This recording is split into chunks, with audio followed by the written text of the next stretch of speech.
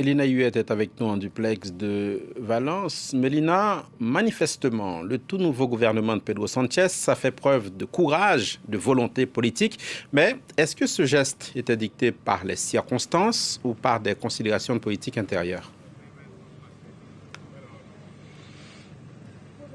Bien écoutez, Philomé, maintenant qu'on a un peu plus de recul sur la situation, on sait que cette décision est due à plusieurs facteurs. Il faut rappeler tout d'abord que la proposition d'accueil, elle est venue du local, précisément de la mairie de Barcelone, puis de la mairie de Valence, qui se sont spontanément proposés pour accueillir ces 630 personnes dans leurs villes respectives. Seulement voilà, ils n'avaient pas les prérogatives pour pouvoir le faire tout seul. Il fallait l'aval du nouveau gouvernement de Pedro Sanchez. On sait aujourd'hui que sa réponse a été très rapide, moins d'une heure, sans forcément consulter tout le monde au gouvernement. Donc ça s'est fait un petit peu dans la précipitation, avec une certaine improvisation, sans forcément réfléchir aux conséquences sur le long terme, notamment au coût d'une telle opération d'accueil qui mobilise aujourd'hui plus de 2000 personnes.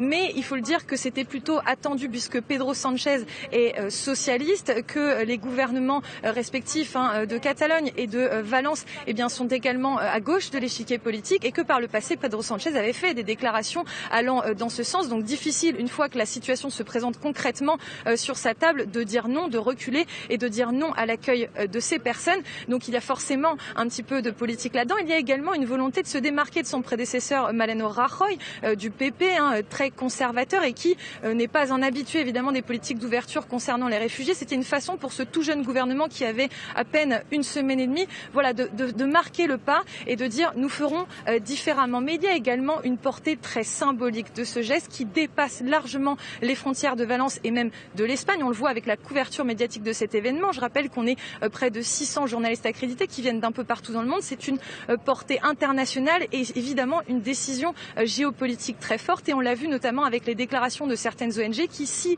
dès le début, félicitaient Pedro Sanchez pour son geste d'accueil et d'ouverture, l'incitaient dès le début et de façon très ferme à mener ce projet au niveau européen, pour que le nouveau gouvernement de Pedro Sanchez puisse changer les politiques migratoires à l'échelle de l'Union européenne. Merci Mélina Huet à Valence. Mélina, qu'on retrouvera bien entendu tout le long de cette matinée, puisque deux autres bateaux faisant partie de cette flottille sont attendus aujourd'hui en Espagne.